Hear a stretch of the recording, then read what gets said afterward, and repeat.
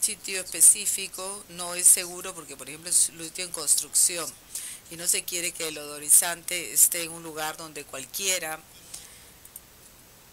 pueda golpearlo o lastimarse o golpearlo. Simplemente que se quiere mantenerlo en seguro. Estábamos inspeccionando esto, dependiendo de las condiciones de flujo. Estábamos esperando como era un producto de construcción, un proyecto de construcción, pudimos tener eh, un, un instrumento de un medidor de ultrasonido de Siemens. Entonces, este era Siemens, pero podría haber sido otro, ¿no? Para poder hacer funcionar al deodorizante en proporción al flujo. El deodorizador del final de la tubería solamente para odorizar el gas que entra a ese punto. Y en ese sentido nos tomó 24 horas que pase completamente.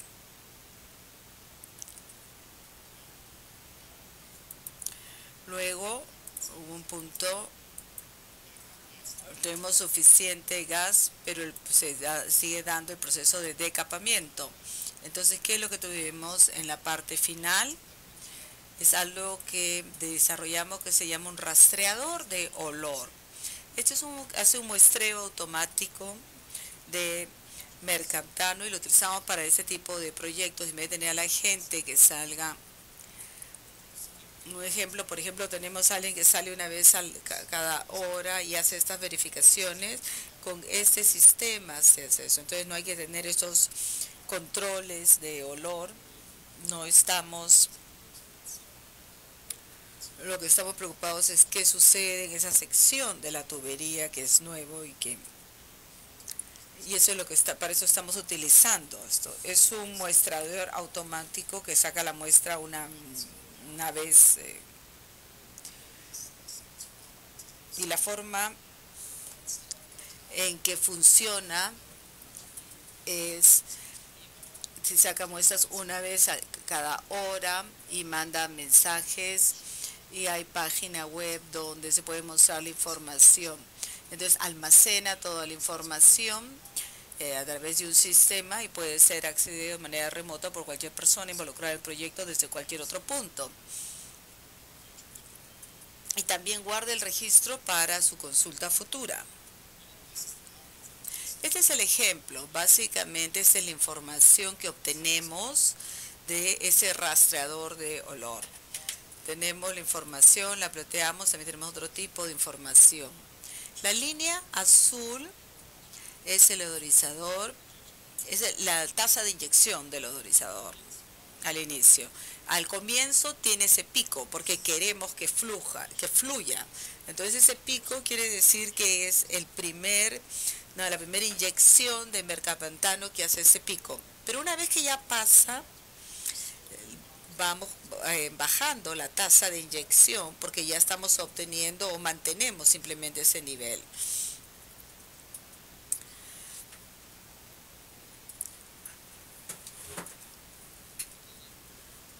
La línea roja,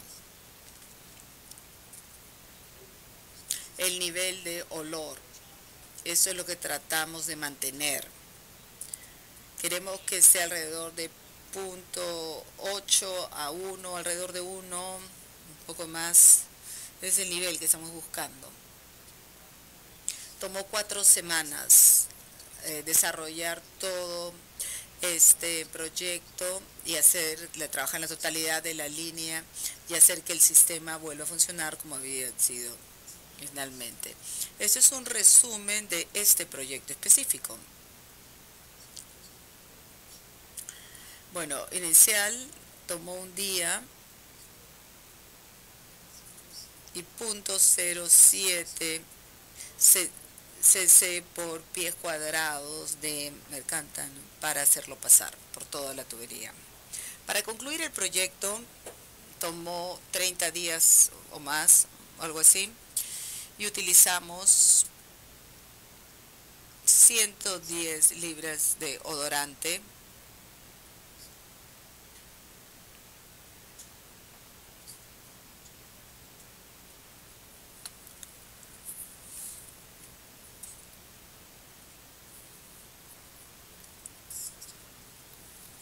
16 galones.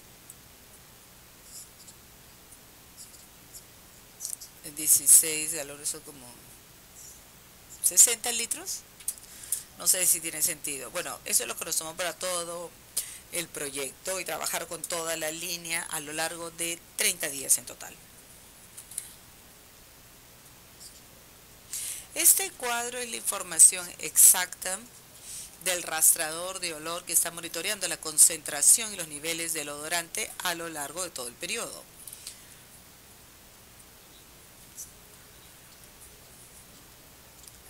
Primero, los primeros 24 horas es el tiempo que toma para que haga todo el paso completo y después ya se continúa.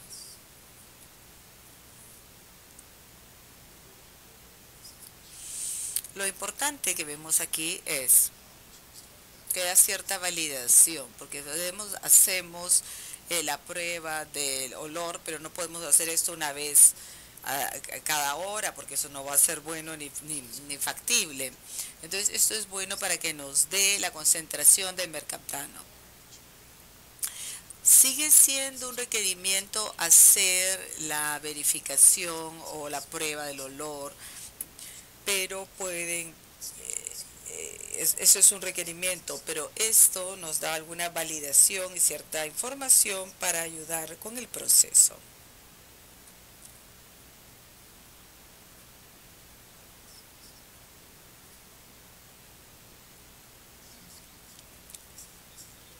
Este es otro proyecto. Esta es de 16 pulgadas la línea y es en Colorado, Fort Collins. Es en el norte, al norte de Denver es esto. La sección de la tubería es de aproximadamente 14.5 millas. Establecimos el odorizador al inicio del sistema y otro al final del sistema, el mismo concepto, el de la línea, y el del final es para levantar el nivel. Utilizamos también este dispositivo de Siemens.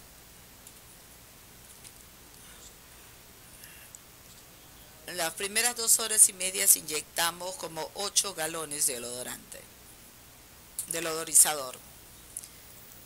Eran 3 partes por millón, ese era el rango. Eso supone que las presiones varían. Cuando iniciamos era de 10 psi y de ahí pasó a 100 psi y luego de 100 pasó a 400 psi, al final hasta 720 psi. La diferencia con estas distintas presiones y por qué todo esto es importante, las distintas presiones tienen que ver con el tiempo de retención. Cuando el sistema estaba a 400 libras, se obtenía como 7 horas de tiempo de retención.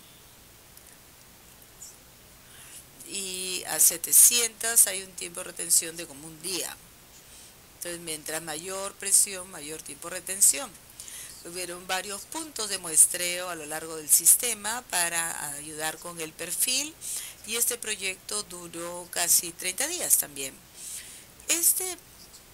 2 casos específicos fueron para la misma empresa de servicios básicos y ellos pudieron pasar el pico, el chanchito por la línea tantas veces como sea posible. Esos proyectos pasaron como 30 días. Entonces,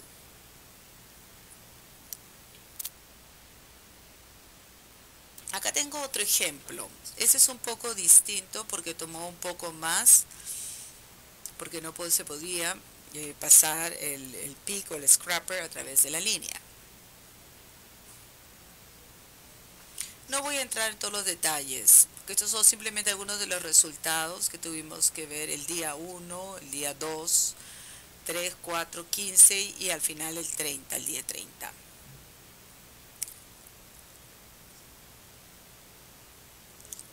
El primer día, los resultados, la concentración en la línea era casi 0. Quiere decir que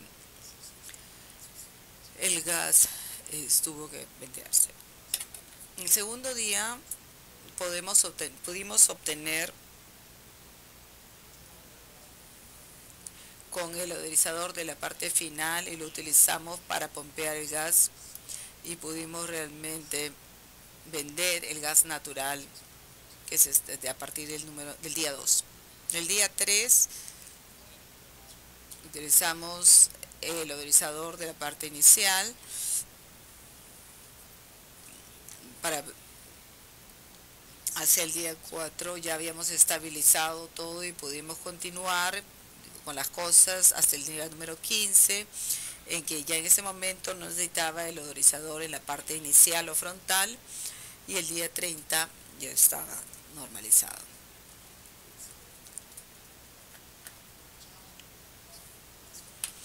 Los retos, realmente mantener los niveles de olor objetivos en la tubería.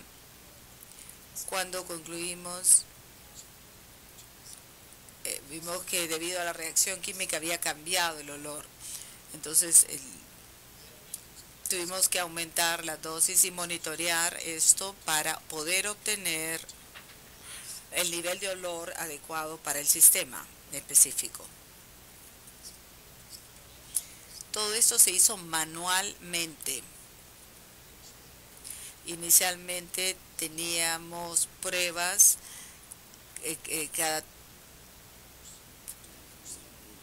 cada 2 horas. Los primeros 3 días, cada 2 horas. Era 24 horas, 7 días a la semana. Después fuimos reduciendo las pruebas olfativas a una vez al mes, una vez que ya todo volvió a niveles estables. Pero al comienzo sí se hizo así. Al comienzo fue bastante trabajo.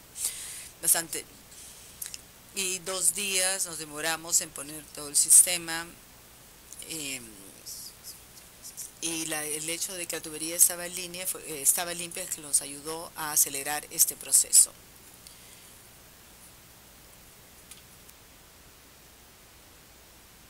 Un proyecto similar que vamos a ver brevemente, aquí ya tenían secciones de la tubería instalada, simplemente es un proyecto de agregar secciones de tubería.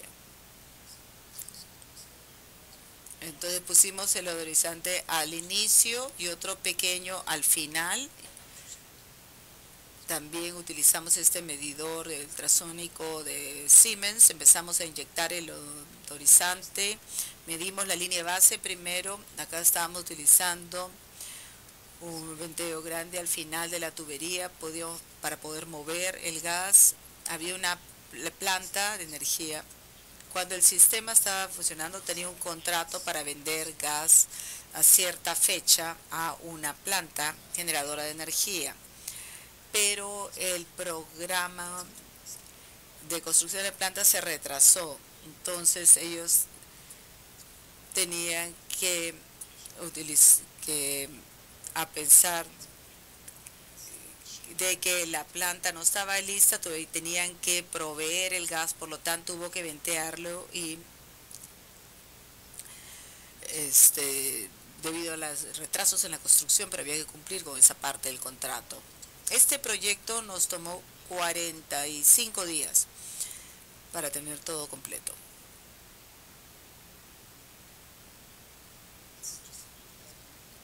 Detalles del caso. Los resultados.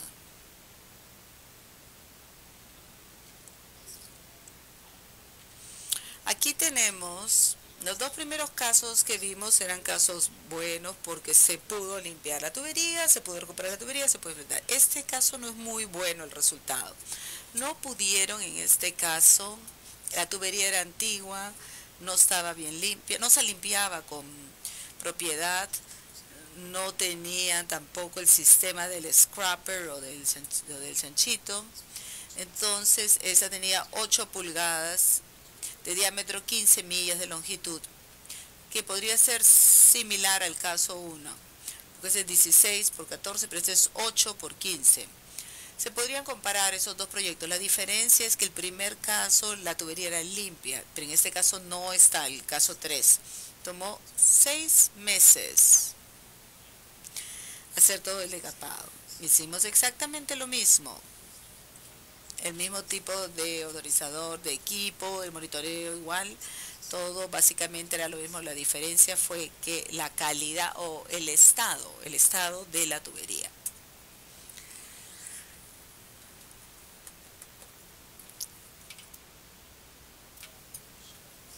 Un ejemplo que muestra algunos de los resultados, la cantidad del odorante que estábamos inyectando como una función del tiempo.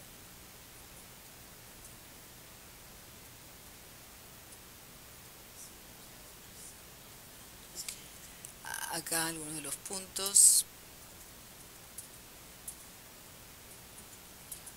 Quiero volver un poco atrás antes de entrar a este tema y déjenme mencionarles algo.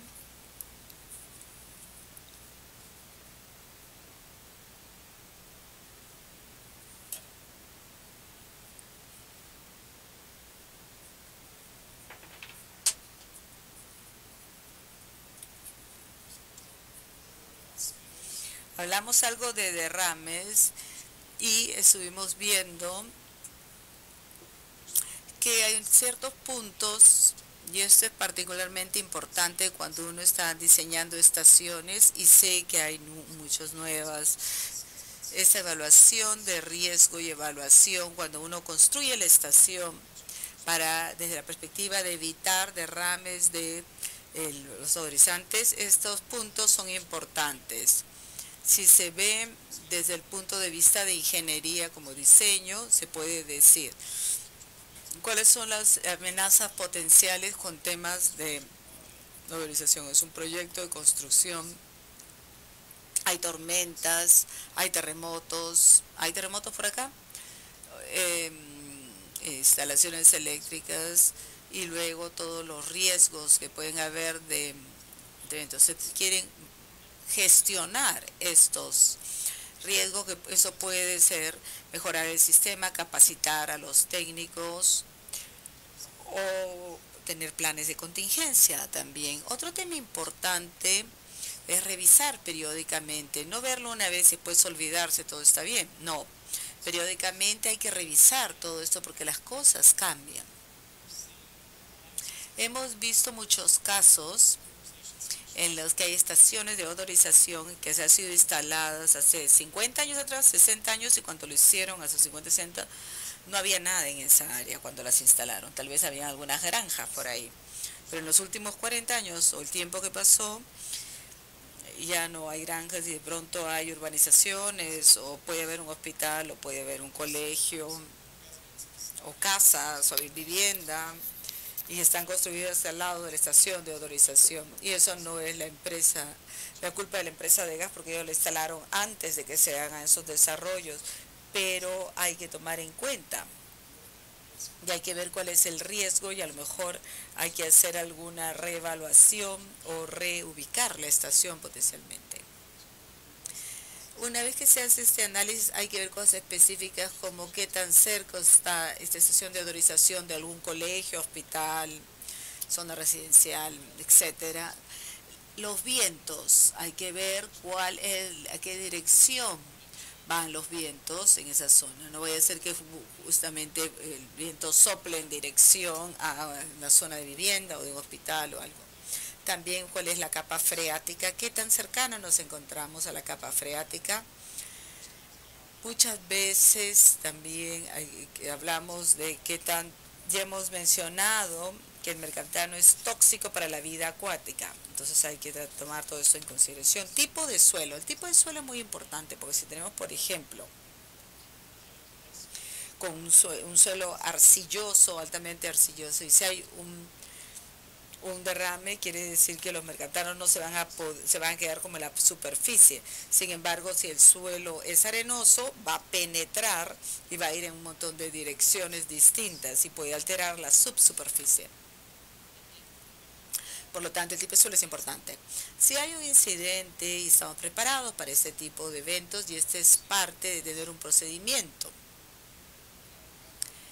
Ubicación subterráneas e instalaciones subterráneas. Hemos hablado de que muchas veces los planos no son los mejores ni son exactos. Eso es algo importante, porque si sucede algo y uno tiene que saber qué cosa hay, hay una línea de comunicación que es importante y hay que seguir esa línea de comunicación para poder ubicar. Y luego si hay que excavar, hay que saber exactamente cerca de qué estamos excavando. ¿Seguro excavar por acá? ¿Con qué puedo excavar? Necesito un tipo de herramienta especial o de aislamiento especial. Hay conexiones eléctricas, tuberías. El máximo volumen de deodorante en el sitio, que es cuánto se almacena. Esto es según el reglamento, desde nuestra perspectiva de Estados Unidos, cuando diseñamos estaciones para optimizar el tamaño del tanque del odorizante, y se rellena como una vez al año, digamos. Y esto puede significar que hay estaciones que se llenan cada 2-3 meses, el tanque es muy pequeño porque se necesitaría entonces un tanque más grande. Pero el otro lado de esa moneda dice, bueno, tal vez en un año necesitamos un galón de 500.000, por decir, o 500. Pero muchas veces los ingenieros dicen si podemos duplicar el tamaño a un tanque no de 500, sino de 1000, entonces solamente podemos rellenar el odorizante una vez al año. Porque cada vez que llega el tanque con la transferencia del odorizante hay un riesgo. Entonces, por lo tanto, es mejor minimizar ese riesgo y hacerlo con menos periodicidad. Pero ¿qué sucede? De pronto se puede tener un tanque que sea demasiado grande. Entonces hay que decidir qué tan grande va a ser el tanque y con qué frecuencia hacemos la recarga. Y comparar eso con qué haría. Porque no se quieren poner un tanque que solo se tanquea cada 10 años, porque si sucede algo, entonces tienen ese tanque gigante que es un problema potencial. Tratamos de rellenarlos de una vez al año. Yo no iría, tal vez una vez cada 2 años sería peor. Pero si ustedes creen que tienen que hacerlo tienen que llenar el tanque más de una vez al año, probablemente el tanque no sea lo suficientemente grande. Si algo sucede, uno quiere tener una política y un plan implementado. Nosotros no pensamos que estamos en una mala situación, pero uno quiere tener un procedimiento que tenga por lo menos una línea de control que nos diga hacer esto, hacer lo otro. Y una de esas cosas que se hace muchas veces, ¿a quién se contacta? ¿Qué se hace en la empresa de gas? ¿A quién contactamos? En la policía, en los bomberos, si pasa algo. Hay que llamar el equipo de materiales peligrosos para que limpie, si es que hay alguien ya asignado para ese tipo de trabajo, ¿a quién se le va a llamar? La ubicación del equipo odorizante generalmente lo colocan ustedes en exteriores, ¿no? Pero ver si va a exteriores o interior. El contenedor secundario, eso ya creo que lo he mencionado, de acero. Acero es el mejor tipo de contenedor secundario. Si hay de concreto o algún otro, se van a tener que ubicarlo. Luego, utilizar como una membrana y hacerlos en la tierra es algo que se da, pero no es ideal. O también bloques de hormigón. Bueno, sé que muchas veces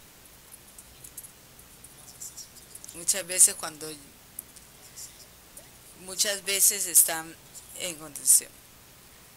O también puede ser que sea berma, no tierra. Hay que ver cuáles son las consideraciones para ese tipo de contenedor secundario. Pero no tiene sentido, por ejemplo, tener uno de concreto, con el de acero es suficiente. Otros riesgos puede ser si hay tráfico o transporte en el área o otras cosas potenciales. Puede ser que de pronto se construye una carretera cerca a la estación. Y siempre mejor tener todas las partes soldadas en vez de enroscadas. Solamente es una manera de dar seguridad al sistema. Pero también la respuesta sería ¿dónde está la estación? Si está en un área altamente poblada como en Lima, Entonces, en ese caso sería esencial ver y tratar de utilizar la soldadura para las distintas partes.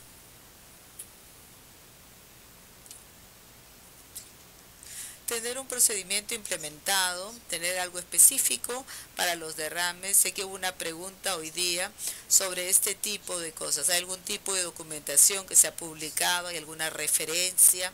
¿O hay alguna norma, regulación técnica que exista? O a lo mejor la respuesta es no, no hay, depende del cliente desarrollar algo.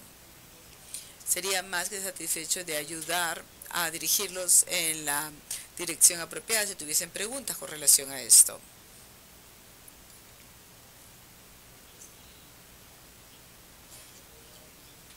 El contenedor, el gabinete del odorante se encuentra dentro de un contenedor. Esperamos que la respuesta sea sí. Si no, hay que decidir ponerlo dentro de algo. Y el secundario, el contenedor secundario es apropiado, tiene válvula de drenaje, hemos visto algunos problemas en Estados Unidos que muchas veces el contenedor secundario tiene una válvula de drenaje y con mucha frecuencia la gente la abre y la dejan abierta. Esto realmente, justamente, eh, va contra todo el sentido de tener este contenedor, porque si el contenedor tiene una válvula abierta ya no tiene ningún sentido, digamos. Entonces es el factor humano, ¿no?, a tomar en cuenta.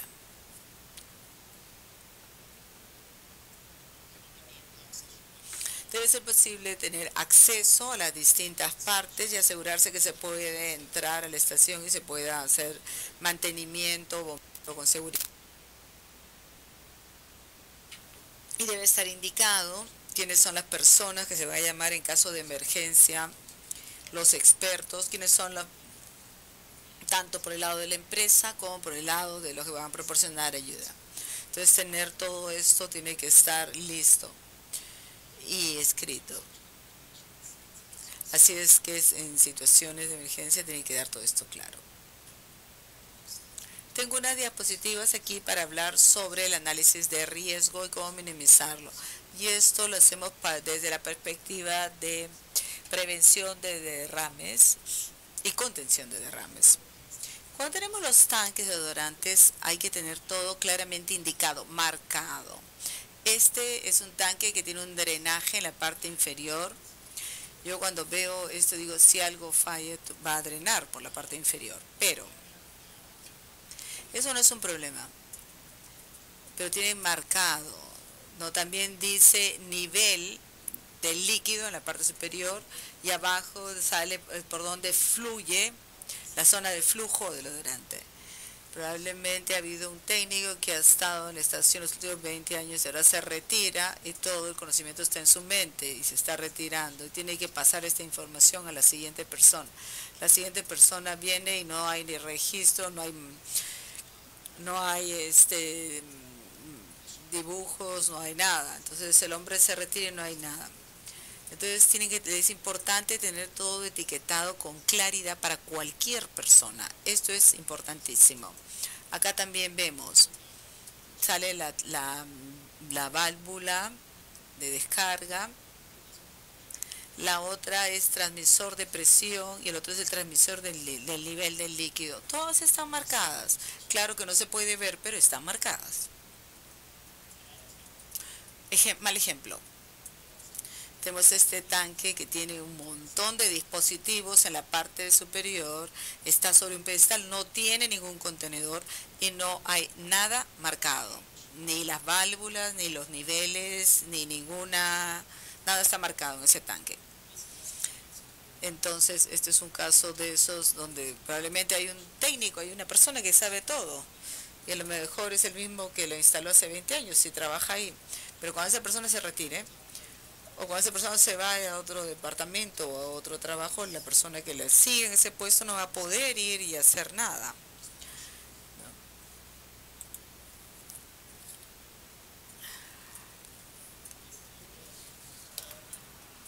Ese es un poco más allá y excesivo tal vez, pero en este sitio específico, en Enbridge,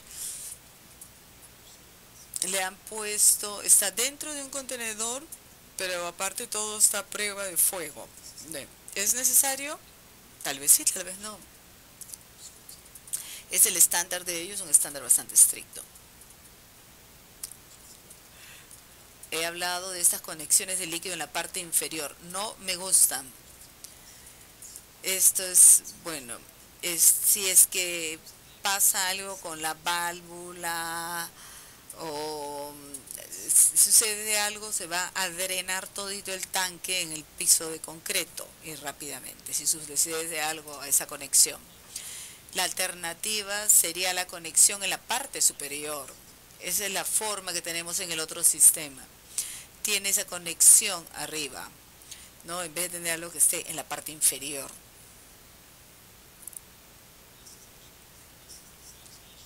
La misma estación, esa fue reconstruida después y reemplazada por la de la derecha. La antigua es la de la izquierda, el tanque vertical, y tiene una externa. Si ven algo así, esas son vidrios de presión. Tiene una entrada en la parte inferior que conecta con la válvula de nivel. Y entonces tienen los niveles y se puede ver porque tiene una parte de vidrio, lo que está bien, es interesante ver cuál es el nivel, pero para conectar tiene una conexión inferior y si hay una falla en la parte inferior va a drenar todo el tanque. Hay toda una serie de otras conexiones que se pueden ver. Entonces, cada conexión es un posible zona de fuga. Si se minimizan esas conexiones, se minimizan las posibles fugas. El otro, sin embargo, está en concreto. Si hay un derrame va directo al suelo. El otro, ese sistema se reemplazó por el de la derecha. Ahora está al interior de un contenedor de acero, entonces ya no hay que preocuparse de la nieve, ni que tampoco de lluvia, o que alguien abra una válvula y la deje abierta, no, porque está dentro de esta construcción. Todo está al interior. Los puntos de conexión son mínimos. Siempre hay que tratar de minimizarlos para minimizar y también tratar de minimizar las conexiones. Ejemplo parecido es este. Este tanque está simplemente sin ningún tipo de contenedor, está sobre grava, es lo que está en el suelo. Si es que hay una fuga va a caer todo. Ese es el tanque de odorización. Pero no está, el odorizador está un poco más lejos y hay unas líneas que lo conectan. Y para tener estas líneas de conexión son puntos de potencial fuga. Sin embargo, ahora se ha reubicado dentro de este contenedor de acero, tanto el tanque como el odorizador, tratando de minimizar los puntos de contacto porque son todos puntos de posible fuga. Acá hay otro ejemplo. Estos dos tanques están dentro de un contenedor de concreto. Están mejor que en la imagen anterior, pero como dije, el concreto no es tan bueno porque es poroso y puede ser que penetre si hay fuga. Lo que se prefiere es el cemento. También el odorizador está separado y por lo tanto hay una tubería extra que también es un punto potencial de fuga. Esos dos tanques se reemplazaron por uno de mayor capacidad dentro de un contenedor de acero. Hay una bomba que también está dentro del contenedor. Ahora todo está dentro de una unidad. Así hemos minimizado todas las conexiones y los puntos potenciales de fuga del tanque. Esta es una instalación antigua que tiene 16 puntos de fuga potenciales de toda la compresión. Acá hay otra similar, el de abajo. Es una instalación que también con una serie de puntos de fuga potenciales. Similar, el de abajo tiene 17 puntos potenciales de fuga. Alternativa, es soldar. Este es el mismo tipo, pero está ahora soldado y hemos reducido los puntos de fuga potencial de 16, 17 a solamente 2 puntos potenciales de fuga. ¿Por qué 2? Porque hay que tener una forma para poder entrar si se quiere entrar. Si soldamos todos los empalmes jamás se va a poder acceder. Así que hay que tener siempre por lo menos 2 puntos en los que se pueda entrar si hay que cambiar algo. No se va a poder soldar todo, pero es una gran reducción de 16 a 2 puntos, ¿no?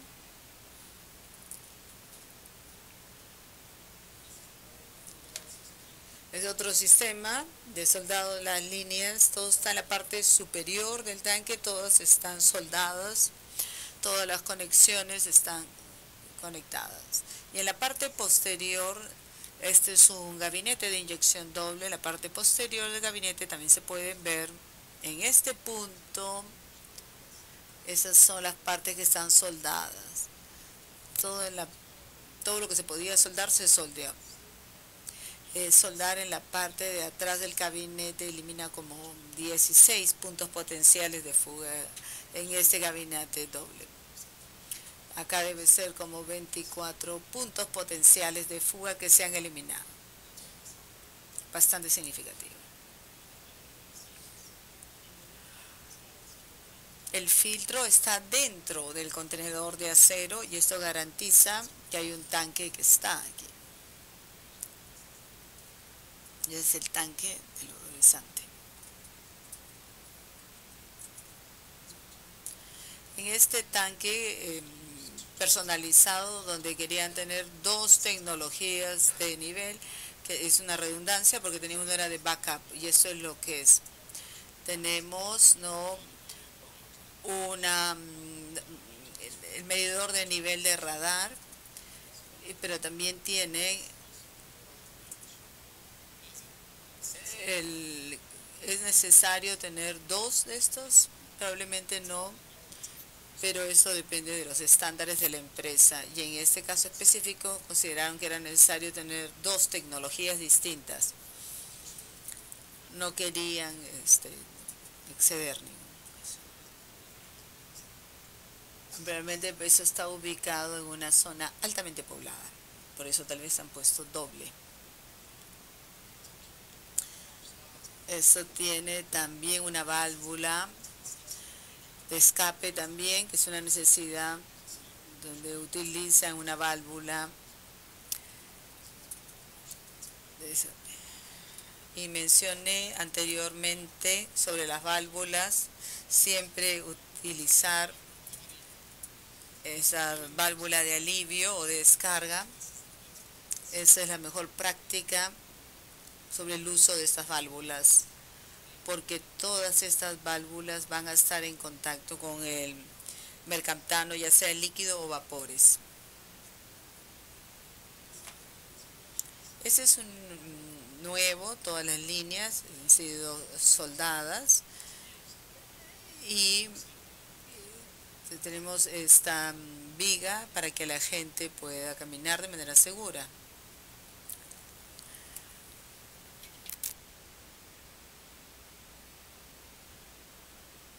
Acá hay una serie de problemas. Primero, pueden ver que hay una serie de mangueras, no hay ninguna reja ni protección alrededor de la estación. El concreto no está en la mejor de las formas posibles, por decirlo menos. Bueno, ya sabemos que no hay ningún tipo de contenedor. Los tanques están empezando a oxidar, tal vez no están en la peor forma que ya habíamos visto antes, pero sí hay algo de óxido y lo sorprendente es que está en medio de un vecindario. Y si hay niños que vienen a jugar o golpean alguna válvula, eso no es seguro. Y esa es la condición cuando llegamos. Nosotros entramos y dijimos, no, eso no puede ser.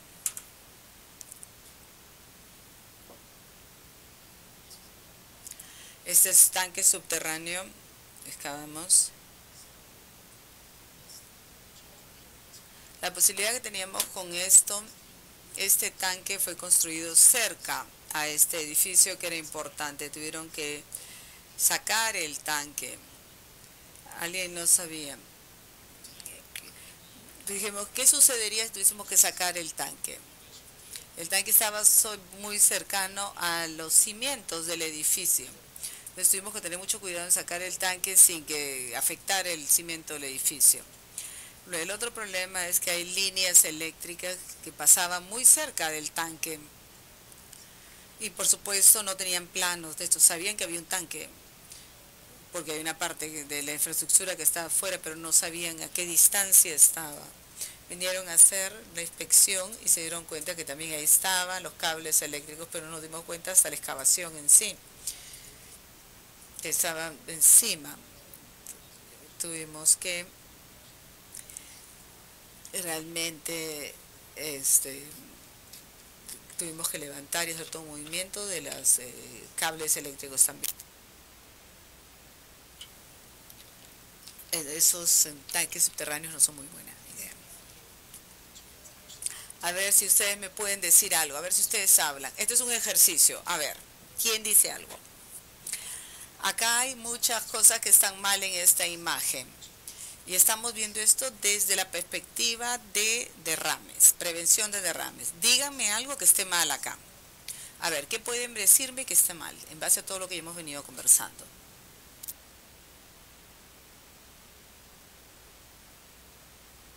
Ya, no hay nada contiene eso, no hay ninguna estructura, está directo sobre el piso. ¿Qué más?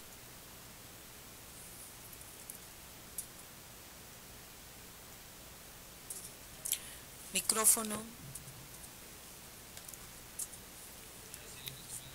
It seems that there is some inclination towards the front because there is, yeah, it's not level there.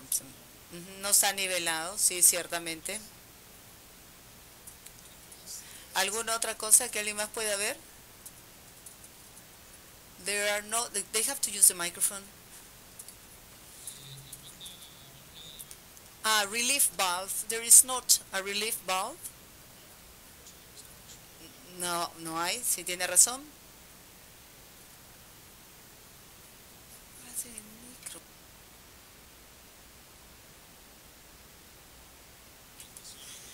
There are no transmitter. What? Pressure transmitters. There are no transmitters. Yeah. No, no hay transmisores.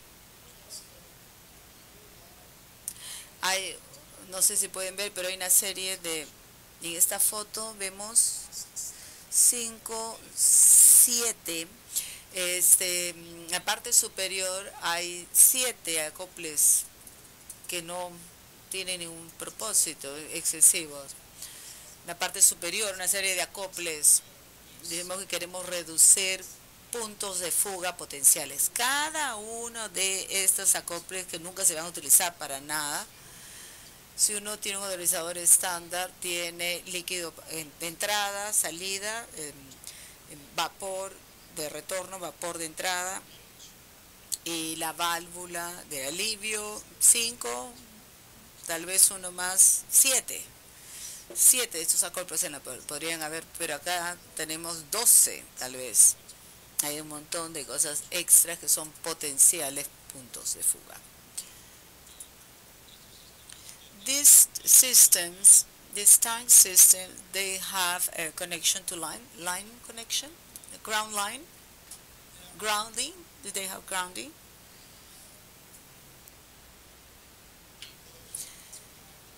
Deberían tener, no sé si este tiene, en la foto no se ve, no sé, debería tener conexión a tierra. Y si no tiene conexión a tierra, también eso sería un buen punto. ¿Y esto qué cosa es? Acá pueden ver, acá hay una tubería que va hacia la parte a tierra subterránea. Les apuesto que esta línea de tubería, que debe ser de 1 pulgada, y simplemente y no está protegida de nada, simplemente hay grava alrededor. Si cualquiera va con algún equipo o cualquier cosa, algo pesado, pueden golpearla, no está fija, simplemente lo que hay abajo es pura grava. No es nada seguro. Y si tuviesen alguna preocupación, ese es Jersey, por demás.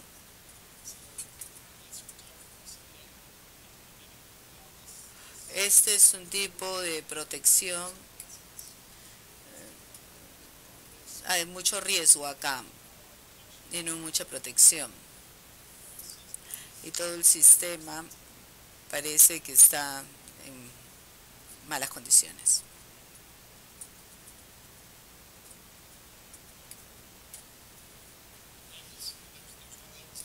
Claro, no tiene etiquetas, no hay rótulos en ninguna. Muy bien, ninguna ninguna indicación que muestre qué cosa es líquido, qué es vapor, nada que muestre niveles de nada.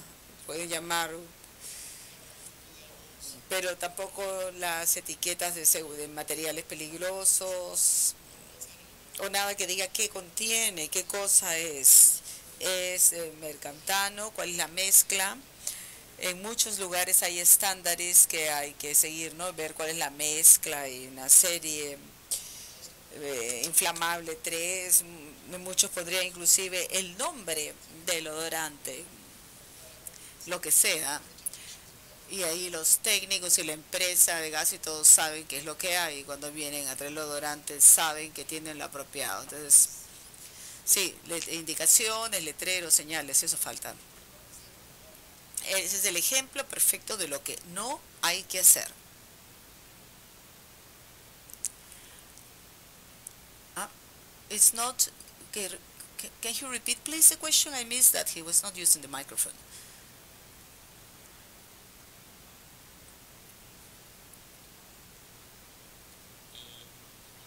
It seems that is below an electric line. Yes, there are lines, electricity. Sí, ciertamente hay líneas eléctricas. Las podemos ver con claridad. Esto no va a ser un problema hasta que traten de sacarlo de ahí o si hay un incidente. Ahí sí, porque si quieren meter acá una grúa, hay que tener cuidado con esas líneas de transmisión eléctrica. En algunas hemos tenido que la empresa eléctrica ha tenido que cortar el servicio y sacar y cortar el cable. Eso lo hemos tenido que hacer por tanques más grandes que estos, porque no había otra forma. Cuando hemos sacado tanques viejos en decomisación, entonces se necesita pues una. Entonces hemos tenido en muchos casos que trabajar con la compañía de energía eléctrica, ¿no? Y después restablecer el servicio. No sé cuánto paga la empresa de gas por eso, no debe ser barato, pero eso es una de las cosas en las que si uno no planifica, pasan. No se tienden líneas eléctricas ahí y no se piensan en las consecuencias. It's not clear how will this tank be reloaded or recharged, and if that will be safe.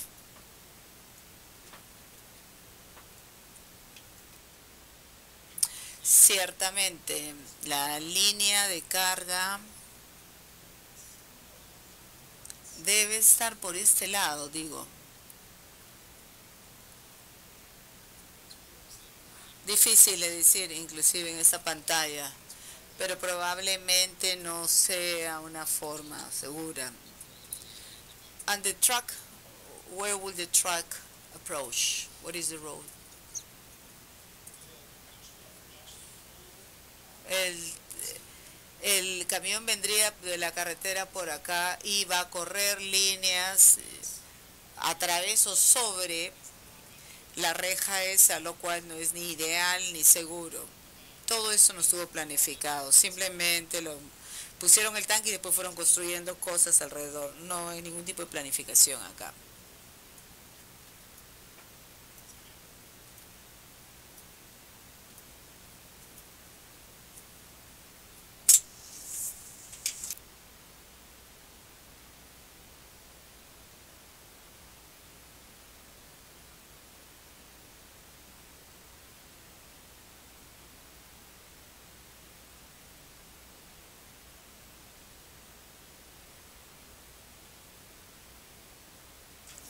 disculpen que estoy saltando un poco. Entonces lo pasé porque estábamos hablando justo de ese tema, pero un segundo.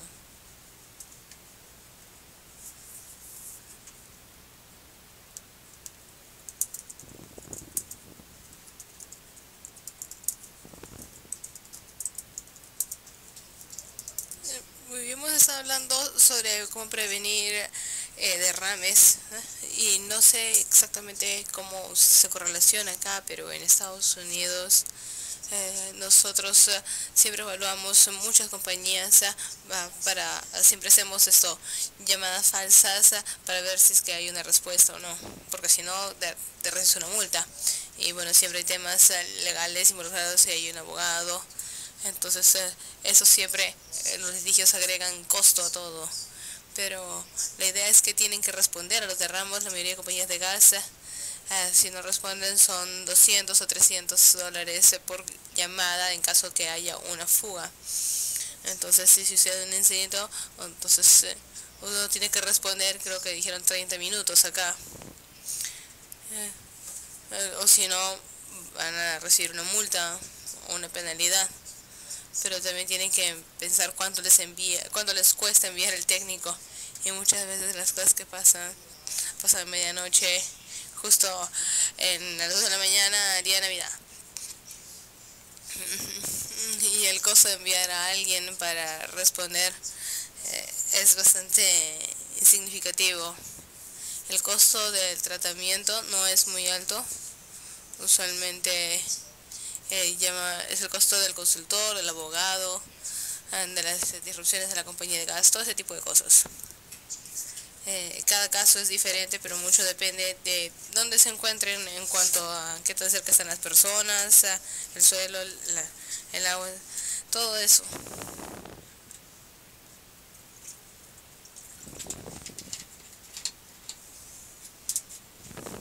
Disculpen.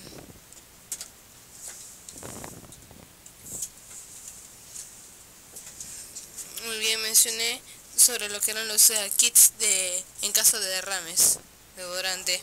En un mundo ideal, todas las estaciones de odorización van a tener un kit antiderrames. Y no sé si eso sea práctico, tal vez yo estoy soñando, pero desde el punto de vista de seguridad y económico funciona. Y funciona, esto es lo que debería ocurrir. Entonces, solamente para darles una idea de que son estos kits antiderrames, esto es lo que nosotros hacemos. Esto es un plástico, es un tambor de twist off. Entonces la idea es que si lo tienes en una estación, el plástico no se va a oxidar. Y dentro de este plástico tenemos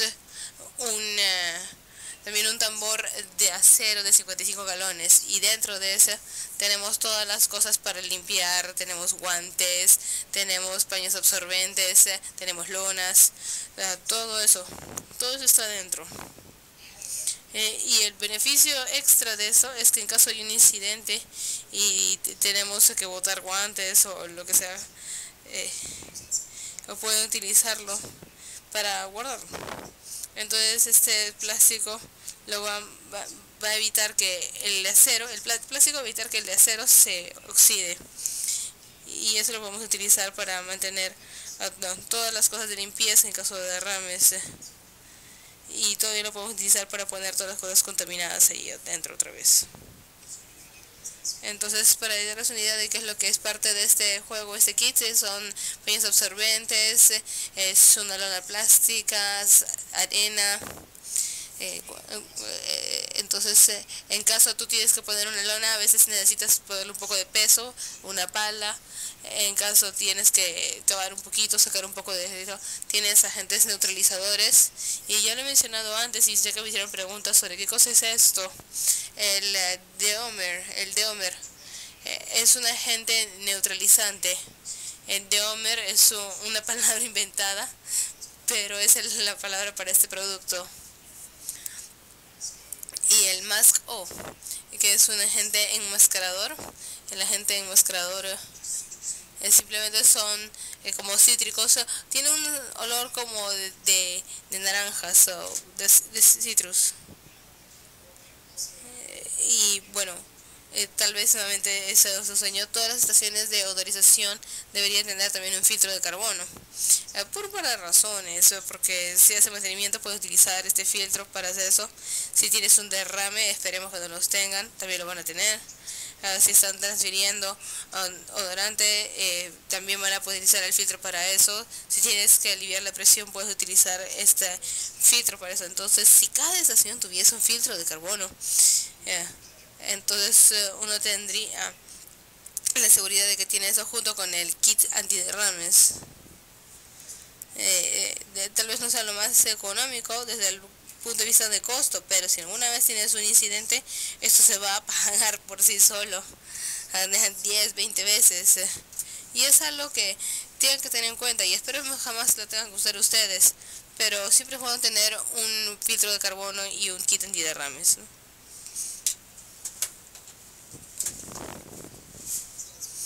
Y dentro del kit de antiderrames tenemos el EPP, respiradores en caso de que realmente se vaya a hacer la limpieza o uno está tratando de salir de ahí. Tenemos lo que son lentes, guantes, un traje, botas, todo ese tipo de cosas. Un contenedor vacío para ahí poner los elementos contaminados, nuevamente botellas de agua para lavarse los ojos. Seguramente ustedes tienen una estación de lavado de ojos, seguramente cerca. Eso es algo importante también de tener en el kit de antiderrames. Son las hojas de DNS. Cualquier cosa que en caso de que alguien entra puedan ver qué ha pasado, y aprender y leer y prepararse para saber qué es lo que podría pasar. Y acá hay otro más.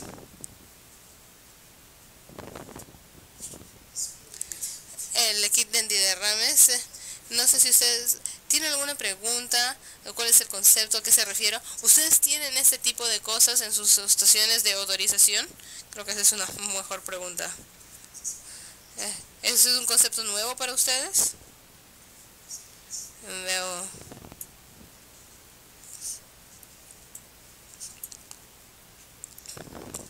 ¿Shovel, pala?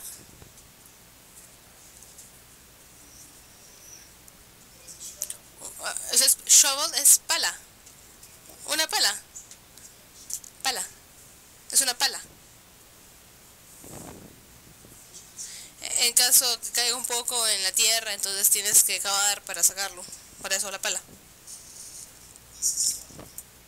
Pero esto es algo que yo realmente les recomendaría tener estas cosas en cada una estación, si se pudiese, pero si no, tal vez en lugares estratégicos, para puedan poner uno relativamente cerca uno del otro. Ahora, en caso que con un derrame en una estación, no lo pongan el kit detrás de un montón de cosas o en la esquina. No, porque yo he visto muchas veces en las estaciones donde vamos, ok, tiene el tanque de deodorante y justo en la esquinita detrás de todo, debajo de todo está escondido el kit antiderrame. Si quieres llegar a él en caso de emergencia, para empezar ni siquiera sabes que está ahí porque hay demasiadas cosas sobre él. Pero si sabes que está ahí, te va a tomar como media hora poder sacarlo y mover todo lo que está encima.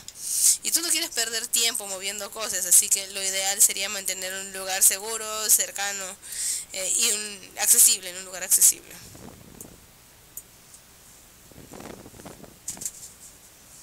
En nuestros filtros de carbono, ya hemos hablado, acá hay un video incluso.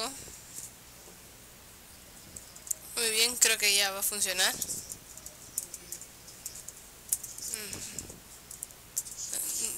Este es un video que hemos puesto para mostrarles cómo funcionan los filtros de carbono y cómo usarlos. El caballero acá es Gary, es uno de nuestros técnicos que ha estado en la compañía desde su comienzo.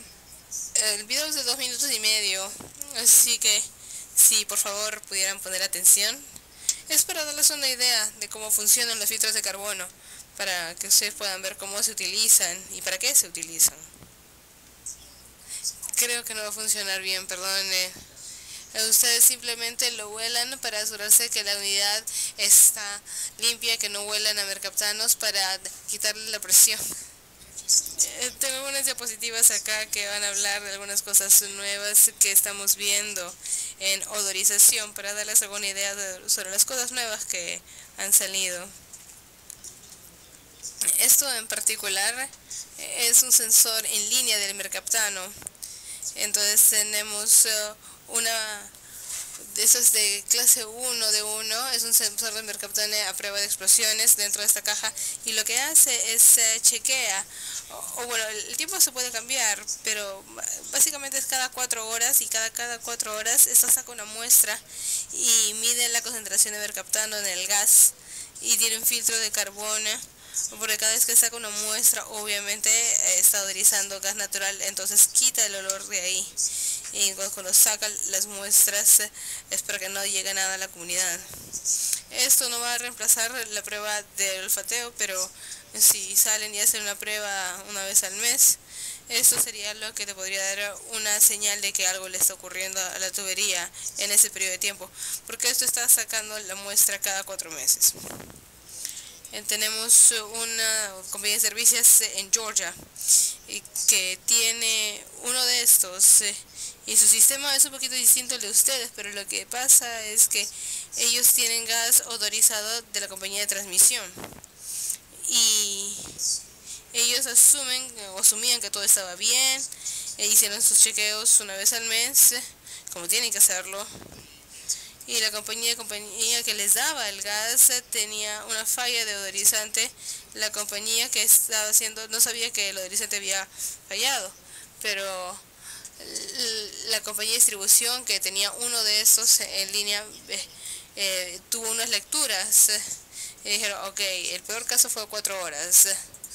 Tenían alertas y de ahí fueron a control de gas y dijeron, no, va a ocurrir algo en la línea porque no hay ningún control de odorizante. Entonces los de control de gas cerraron la línea, y en el proceso salieron y estábamos investigando, y cuando hicimos la investigación llamaron a la otra compañía de gas, a la compañía de transmisión que tenía el odorizante, y la compañía de transmisión le dijeron, ok, tenemos un problema con este gas que ustedes nos han vendido porque los niveles de mercaptano han bajado, pero la transmisión no ha hecho mucho, y el transmisor de la compañía había fallado. La compañía de transmisión no sabía, pero la distribución sí, porque ellos tenían ese instrumento.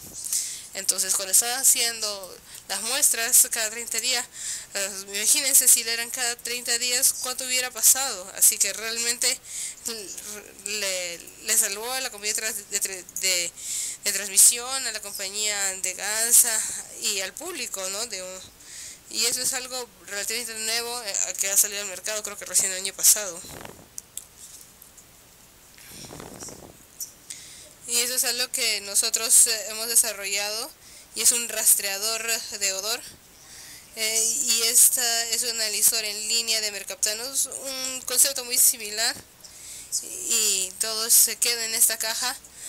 Puede ser con corriente alterna, puede utilizar también con luz solar, puedes hacer muestras una vez a cada hora, una vez cada 8 horas, puede enviar alertas de mensaje de texto o por correo electrónico. Y esto es por los proyectos de preacondicionamiento de decapado de líneas, porque muchas veces uno hace un chequeo de olfateo una vez cada hora por un mes.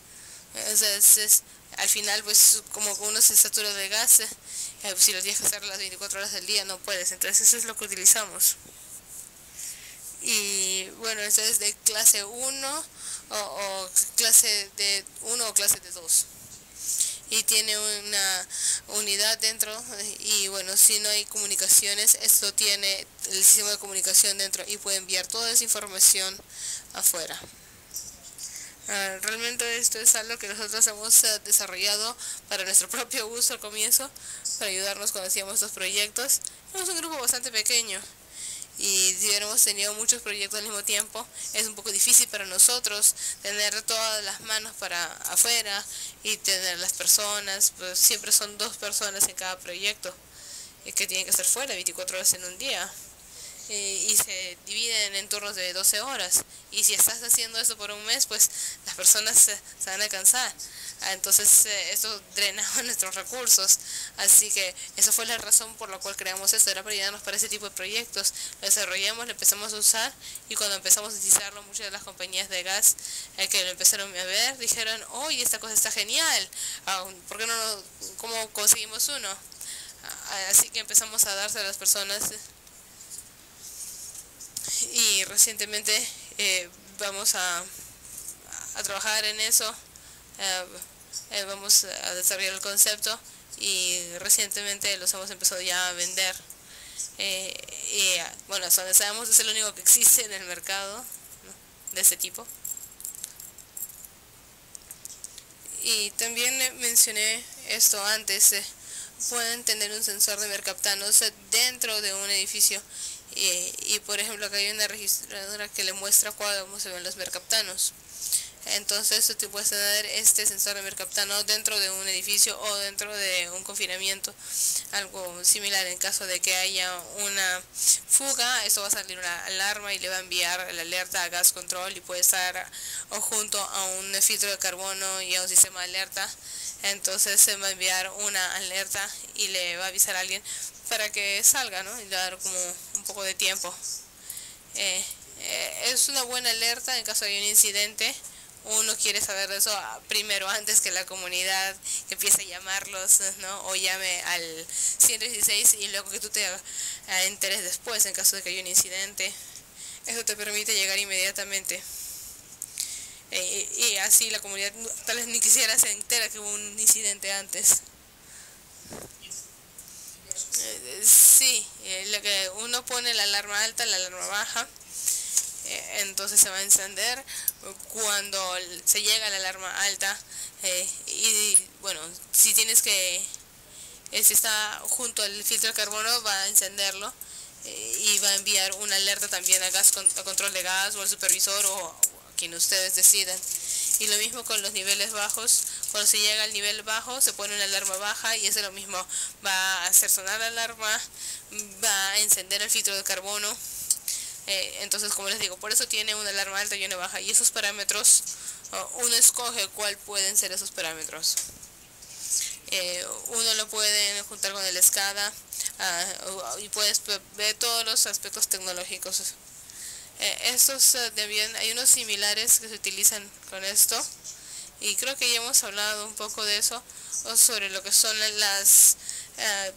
los derrames en las instalaciones de propano, y hay algunos que se utilizan en GC, que se utilizan en el perímetro, las grandes instalaciones donde tienen lo que son esferas de como 5.000 galones. Ellos tienen ese tipo de sensores en el perímetro de todas sus instalaciones. Justamente en caso de que haya un incidente, ellos pueden enviar una alarma y pueden apagarlo todo para que no haya pues algo flamable en la atmósfera, y así que las personas que entran pueden recibir una alerta. No lo tengo acá, pero sí sé que fue una pregunta y es exactamente el mismo concepto. Esta foto acá es de uno de estos filtros de carbono que lo hemos puesto para este tipo de instalación. Esto de acá es uno del primario y secundario, y esto está con PVC duro o flexen, y la razón por la que se hace una bomba primaria y secundaria es porque esta en particular se hizo para un área donde hay mucha población, un área muy poblada, y en caso de que haya un incidente, pues el filtro de carbono empieza a funcionar, luego se gira y en unos 3 minutos más o menos se apaga y se pone la tapa, se ajusta, se pone la tapa en el otro, se ajusta y lo vuelven a encender. Entonces en 3 minutos ya se acaba y luego tiene el segundo barril que es como un backup. Eso es. Hay otro odorizador que es relativamente nuevo para el mercado. Y este odorizador es muy bueno. Y hemos hablado de esto, como por ejemplo para esas fábricas de línea de pescado o las pesqueras que mencionaba antes. Este fue diseñado para aplicaciones de flujo bajo y también para aplicaciones intermitentes. Entonces, muchos de los sistemas de inyección de odorización, ustedes saben que tiene una bomba primaria y una bomba secundaria para rotar para cada bomba tenga un trabajo, porque si las deja de funcionar, pues dejan de funcionar las válvulas. Entonces, son cuando son operaciones periódicas. Pero en esas plantas pesqueras no funcionan todo el tiempo. Entonces hay ciertas aplicaciones donde la estación de odorización solo funciona de manera periódica. Digamos, hay una planta de energía que son los únicos que realmente reciben el gas. Entonces, para ese tipo de instalaciones es que eso fue diseñado. Son para aplicaciones que tienen un nivel muy bajo y en mi opinión no tienen un muy flujo de odorizante. Le dicen odorizador de flujo bajo, pero realmente no es construido, no es para eso, mientras que eso fue diseñado para esto. Y la forma en que funciona realmente no importa si hay un flujo intermitente o no.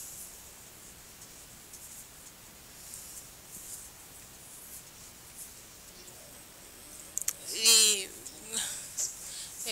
tenemos uno de estos, pero es un buen ejemplo.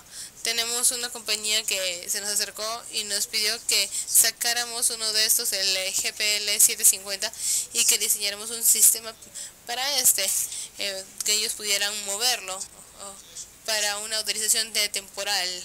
Esto fue diseñado para un flujo bajo o intermitente, pero uno de nuestras compañías de servicios tienen un flujo intermitente. Entonces ellos querían hacer esto y poder moverlo de un lado a otro.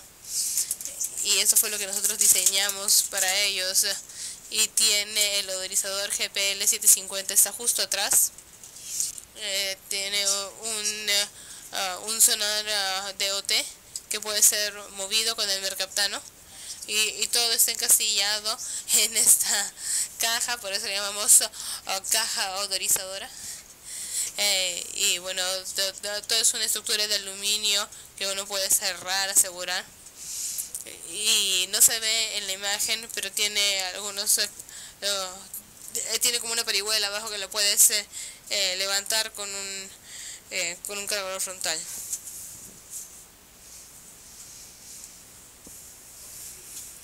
Me gustaría tener un tiempo para discusión, como una especie de mesa redonda. Ya no nos queda mucho porque hay muchas cosas que hemos cubierto y yo sé hemos hablado mucho de estas pesqueras y así que yo quisiera que por favor ustedes hablen, quiero que hagan sus preguntas, por favor.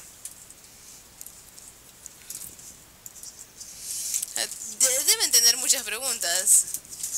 Hemos cubierto un montón de cosas, cualquier experiencia. Y esto es algo que encuentro muy interesante sobre la industria de gas. Cuando yo vine yo soy ingeniero químico, pero antes trabajaba en petroquímica antes. La industria petroquímica no se comunicaba, todo era como un secreto, pero la compañía de gas, al menos en Estados Unidos, todo siempre es muy abierto. Cualquier persona que tenga una buena experiencia o una mala experiencia o una experiencia en la que no sabían qué hacer, lo compartían con todos para simplemente que todos aprendieran. ¿Hay algo que les haya pasado a ustedes? ¿Algo que quisieran mencionar para que así todos podamos aprender de eso? Para hacer una discusión.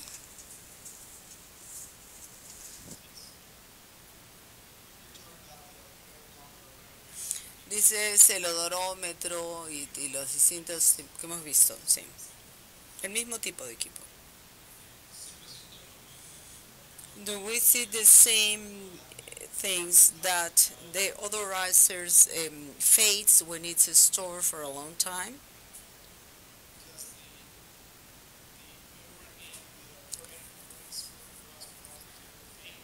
La pregunta es si es que el odorizante con el propano va perdiendo.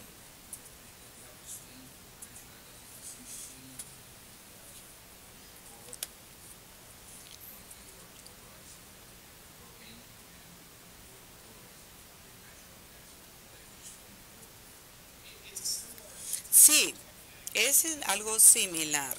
No es al extremo en en el propano como es en el gas natural. Sigue habiendo una reacción que se puede dar.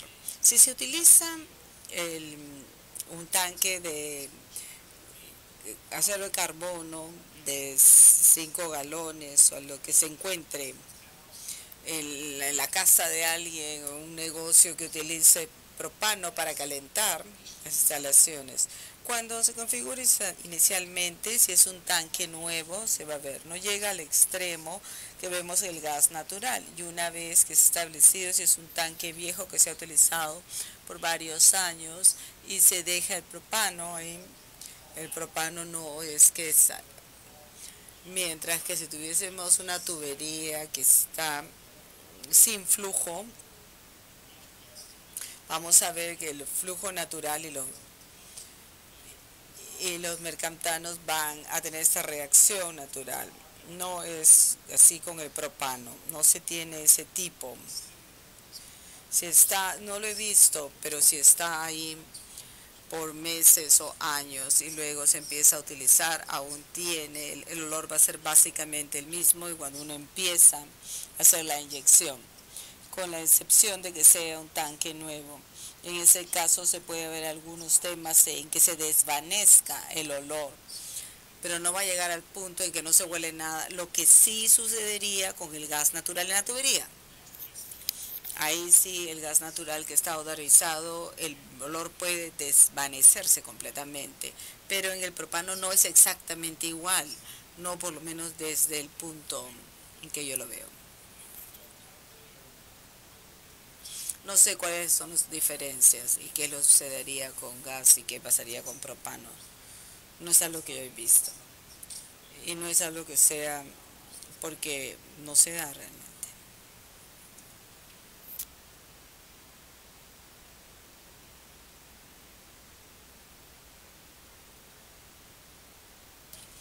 ¿Alguna otra pregunta sobre esto?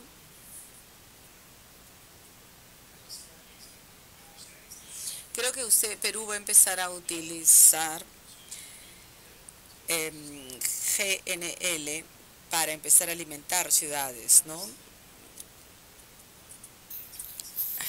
Esto se ha venido dando en Estados Unidos ya por un buen tiempo. Inicialmente utilizamos el GNL para los meses de invierno, cuando hay una alta demanda, se utilizaba como complemento. Ahora la abundancia de gas natural que tenemos en Estados Unidos, las tuberías extras ya el LNG no se utiliza tanto como complemento, sin muchas empresas de gas, especialmente en Maine, que es el noreste. Ellos han construido construyeron estas grandes plantas de LNG. Pero ahora lo que van a hacer es, van a almacenar el GNL y lo van a vender en el mercado abierto a precios. Entonces han cambiado su modelo de utilizarlo solamente y ahora tienen suficiente tubería y suficiente almacenamiento que no tienen que recurrir eso. Entonces lo utilizan lo ponen en el mercado abierto y la gente paga una prima bastante alta.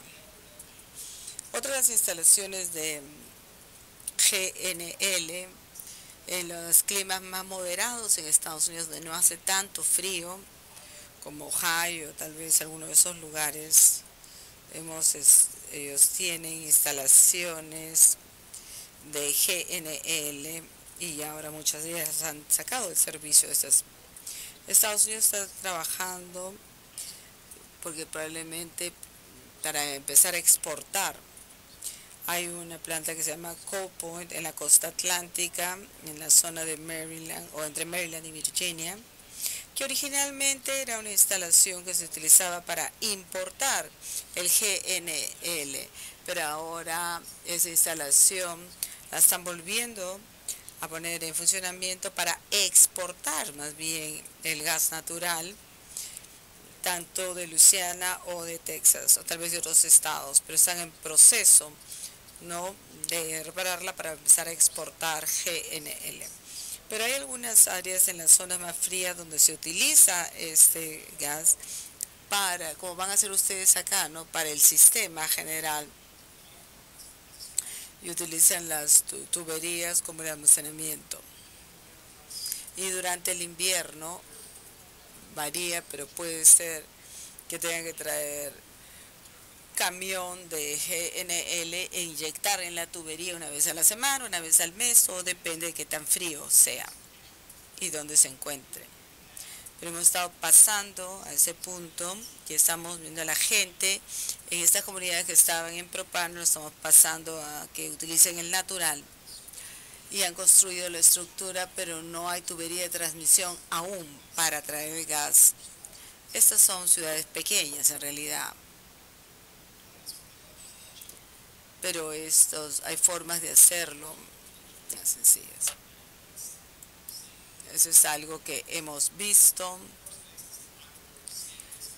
La primera vez que he visto ese tipo de desarrollo fue hace como 3 años atrás. Espero que pase antes que eso. Pero he oído tal vez hace 3 años en Estados Unidos y cada vez escuchamos más de esto. Y la forma en que lo hacen es que estas instalaciones que traen el GNL tienen pequeños odorizadores en la propiedad que ellas tienen y las tienen que mantener funcionando. El gas natural tienen contratos para comprarlo de distintos proveedores y puede ser que se haga anualmente. Probablemente hayan 3 o 4 proveedores de gas natural de Estados Unidos y no sé cuántos pequeños, pero 3 o 4 grandes, y ellos tienen la mayor parte de la participación de mercado y ellos traen el gas natural y lo gasifican. Pero una vez que sale de su camión, ya no es su problema o ya no es su propiedad, y ese es el punto de donde empieza ya a hacer el encargo de la empresa de distribución. Ahí empieza la odorización, ahí es donde empiezan a inyectar el odorizante, y bueno, y ellos son los que tienen que encargar de las pruebas de olfato para ver que los niveles sean los apropiados. Pero parece que es algo similar a lo que va a suceder acá en Perú.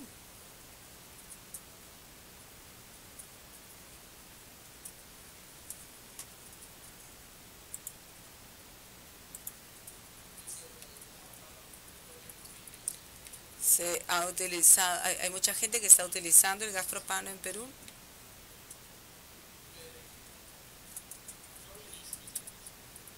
El uso está aumentando, el consumo ha aumentado. Ciertamente, el gas natural, el uso del gas natural también. El uso de propano en los Estados Unidos ha empezado a decaer. Parte de eso se debe a que tenemos tal cantidad de gas natural en el mercado y el precio ha caído dramáticamente. Y debido también a la extracción del shale o del fraqueo, hay tanto gas natural que no sabemos qué hacer con él. Por eso he empezado a exportarlo, cuando anteriormente nunca habíamos exportado, pero probablemente el próximo año lo empecemos a hacer por primera vez. Eso se debe al fracking, y vemos que el costo de hacer el fracking, los costos se han disminuido porque la tecnología ha avanzado, entonces se puede llegar a ese gas que anteriormente estaba ahí y nadie sabía cómo se podía hacer. Ha cambiado mucho las reglas del juego en Estados Unidos. Fuimos y están perforando tanto como sea posible y por todos lados hay pozos de perforación. Y la oferta y la demanda es ahí. La oferta ha aumentado, pero la demanda no tanto, por lo tanto el precio ha caído. Entonces ahora el shale es el gas húmedo y de ahí se está haciendo dinero, y el gas natural es prácticamente, no se va a perforar y pagar por el pozo si lo único que hubiese sacado es gas natural, pero los líquidos los separan y así es como hacen dinero. Y gran parte de lo que está haciendo es lo que genera bastante dinero.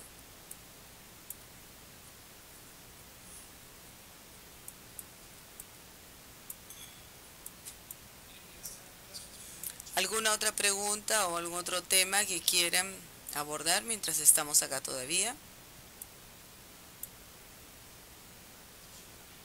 Una vez más, están todos tímidos.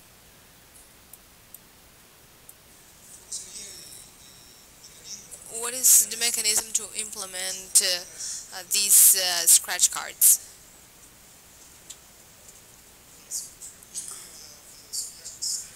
Son esas tarjetas en el que estaban en el sobre que yo les mostré ayer. Ya. Bueno, realmente no lo traje hoy. Pero me parece que hay 40. Uno las raspa con un lápiz. Son varias preguntas y dice, este olor, ¿a cuál se parece más? Entonces son como de opción múltiple y uno lo raspa. Y dice, huele a madera o naranjas o lo que fuera. Entonces uno simplemente la raspa y simplemente dice a qué huele. Hay 40 opciones. Y obviamente todas esas respuestas se registran y tiene con su clave, ¿no?, de respuestas. Y bueno, uno puede ver si es que la persona, el técnico marcó, realmente coincide con el olor que salía. Y algunas compañías de gas utilizan esto para determinar si el técnico tiene un sentido regular o normal del olfato. Porque recuerden que los técnicos tienen que tener un sentido normal del olfato. Y ese es uno de los métodos que las compañías de gas utilizan para determinar si el técnico que va a hacer las pruebas de olfato está cualificado. Nosotros utilizamos calificaciones de operadores, así los llamamos en Estados Unidos, y tiene que ver con el material, es parte de la asociación de seguridad.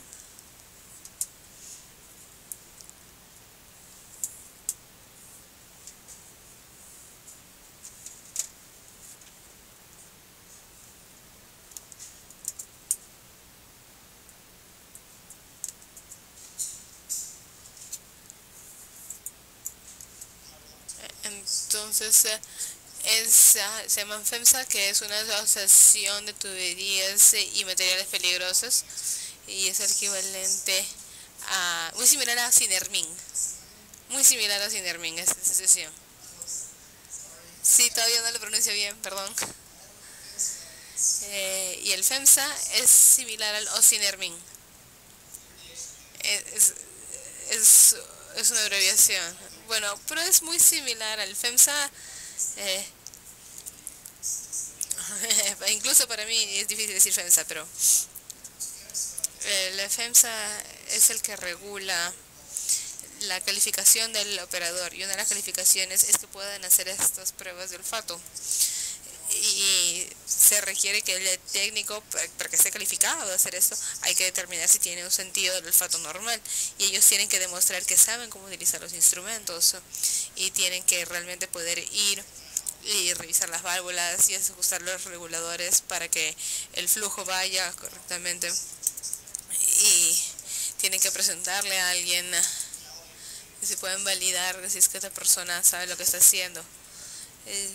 Y pueden hacer los resultados y registrar los resultados, y la idea es que esa persona tenga un sentido del olfato normal, y muchas compañías hacen para determinar si la persona tiene un buen sentido del olfato, le dan estas tarjetas. Entonces, ok, ¿a qué huele o qué debería oler con esas cosas? Esas tarjetas de raspado. Entonces, ok, esa persona acertó los 40, tiene un buen sentido del olfato.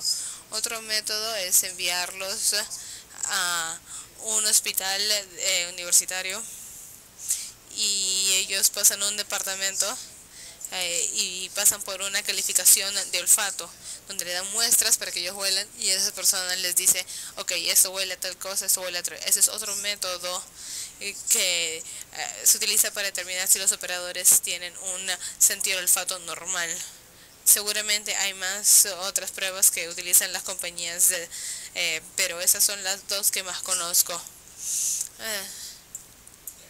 Antes muchos simplemente habían tantas personas que decían, ok, este gas está en 0.8% y esa persona hacía una prueba para asegurarse de que perderán muestras o botellas calibradas y para que la persona pudiera demostrar muestras conocidas de gas natural mezclados con aire, ¿no? Para ver si esa persona realmente podía detectarlo y si las lecturas eran correctas y coincidían con lo que ellos sabían que tenían la muestra, pues que decían, ok, esta persona tiene un buen sentido del olfato, está calificada para hacer esto. Pero en algunos casos pues ellos ya sabían cómo era la botella, que tenía la esencia, entonces lo cambiaron un poco, por eso empezaron a utilizar estas tarjetas para rascar o ir a las universidades y ahí ya tienen un tipo de documentación, ¿no? Lo que muestra es un mérito, ¿no? Ok, la persona sí pasó una prueba y pasó. ¿Eso ayuda? Gracias.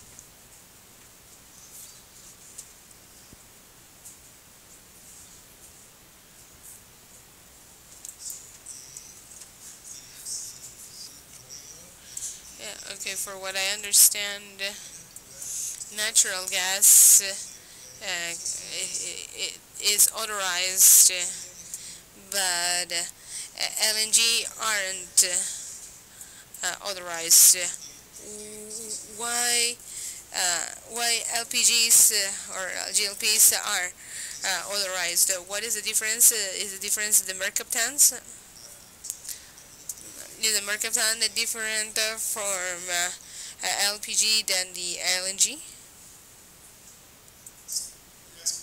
Estás utilizando la diferencia entre odorizar el propano versus el LPG. If I buy a gas tank and it has a specific color that it says LPG, but I understood that LNGs are not authorized. Why? Why LPG is authorized and LNG isn't authorized? Porque el LPG es autorizado, pero el GNL no. Esa es tu pregunta. Bien. El gas natural licuado, cuando uno hace el GNL, uno baja la temperatura a menos 162 grados Celsius. Para que baje el gas a esa temperatura, tiene que ser ultra puro. Tienen que quitar todos los metales pesados de ahí, tierra, incluso polvo, porque eso podría causar problemas con el proceso de regasificación.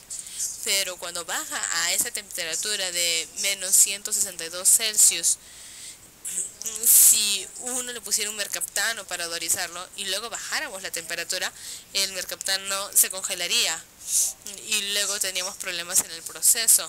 Entonces la razón es básicamente porque se baja a esta temperatura criogénica y si hubiese un mercaptano, el mercaptano se congelaría y luego causaría problemas más adelante. Ahora, cuando el GNL es regasificado, es decir, lo llevas ya al mercado y uno lo convierte de GNL a lo que sería gas natural, ¿no? O sea, el gas natural gasificado, digamos, ahí es cuando se odoriza, pero en ese punto, porque ya es gas, y ahí es donde se odoriza. ese es el momento en que se va a odorizar, cuando ya es gas otra vez. Todo se debe a la temperatura.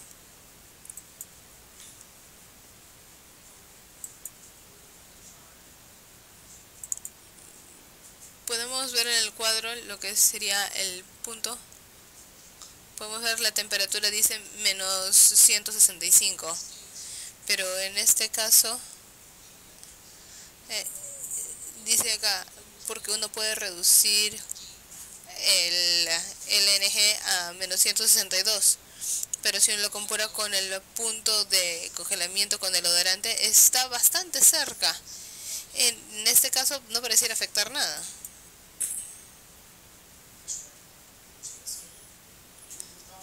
Estamos bajando la temperatura.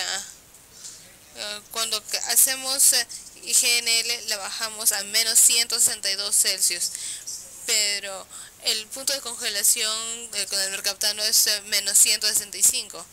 Entonces, ¿por qué no utilizamos SMB como odorante, ¿verdad? Y yo diría que probablemente hay dos razones por las cuales no se hace esto.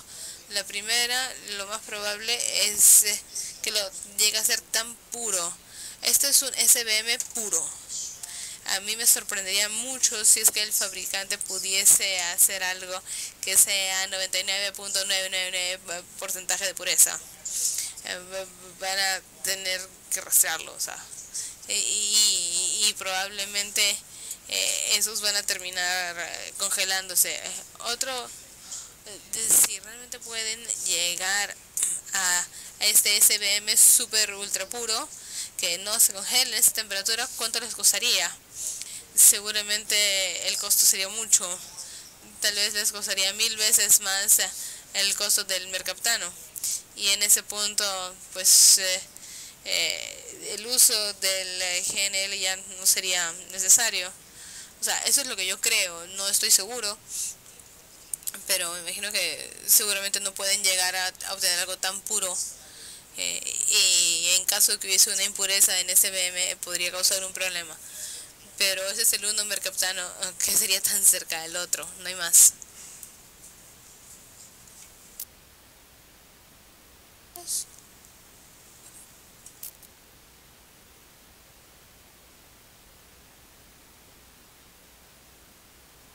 ¿Alguna otra pregunta o algún otro comentario o contribución?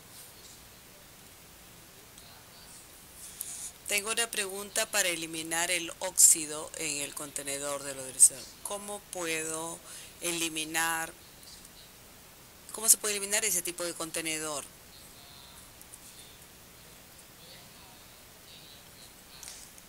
En los contenedores oxidados,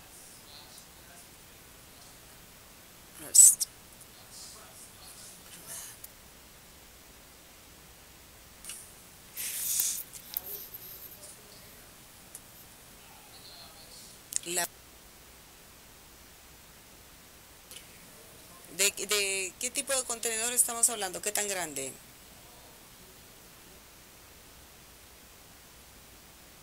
¿Estamos hablando algo de ese tamaño tal vez?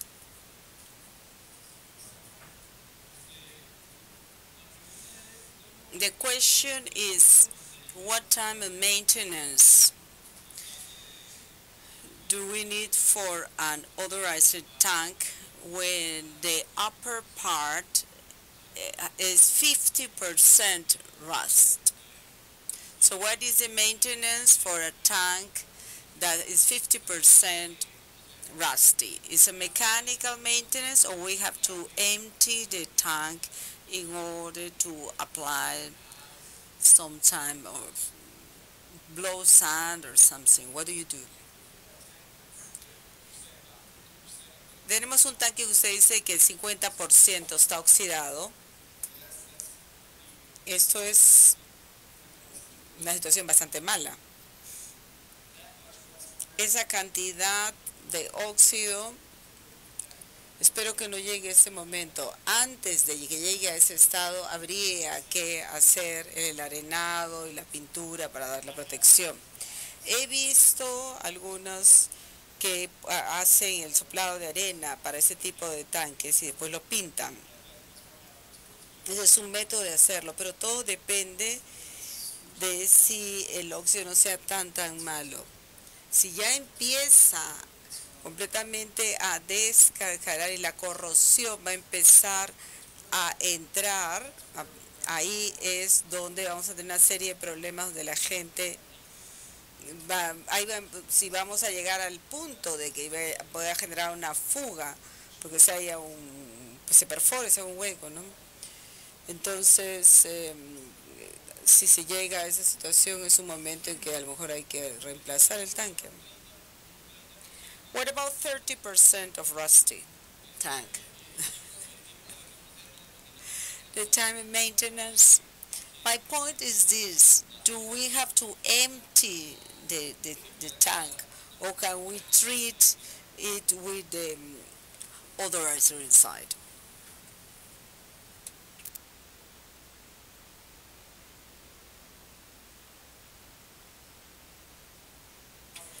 Algo así, el óxido, como esto está hablando, así de malo, peor, o this is too much. No, less than that. Less. Habría que vaciar, esa es la pregunta, dice, hay que vaciarlo antes de pintar. O can I treat it with the full or with the odorant inside? Se puede pintar con el odorante adentro, ¿eh? Tal vez lo que se quiera utilizar para un caso como este es como un tipo de pintura que elimina el óxido. Entonces simplemente se pinta y luego hay un cambio, se hace un cambio químico y cambia las partículas oxidadas y después se pinta. Entonces es como que se detiene el proceso de oxidación y después posteriormente se pinta. Otra posibilidad es el soplado de arena. El soplado de arena, si se va a hacer esta opción, hay que ser muy cuidadosos porque no se quiere, hay que tener muy cuidadoso con las distintas partes coples. Pero si se puede limpiar el óxido y pintar, está bien. Así sí hay que limpiarlo lo mejor que sea posible, pero siempre que no, ese está bastante en mal condición. Pero habiendo dicho esto, uno nunca sabe qué tanto tiempo va a durar esto. Puede ser que también puede durar un mes o 6 o 5 años, eso no se puede decir, porque a lo mejor empieza a generar fugas, pero cuando se llega a esa situación ya es difícil saber.